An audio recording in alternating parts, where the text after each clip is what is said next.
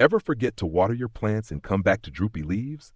Don't worry, I've got a two-step DIY drip irrigation hack using just a plastic bottle and a Q-tip.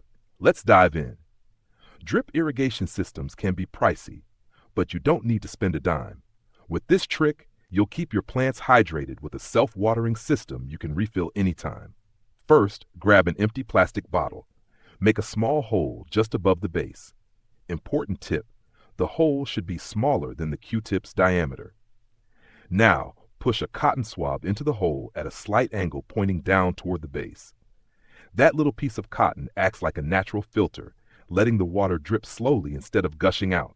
Quick check: can you think of a plant in your house or garden that would love this setup? Drop it in the comments. I'd love to see what you try this on. Next, fill the bottle with water. When the bottle runs out, just refill it. And here's the cool part: you're in control. Open the cap and water starts dripping. Close the cap and it stops. And that's it. 2 steps, 1 Q-tip, and your plants stay hydrated.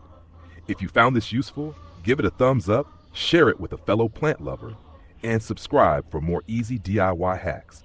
And hey, check out my next video for another garden trick you won't want to miss.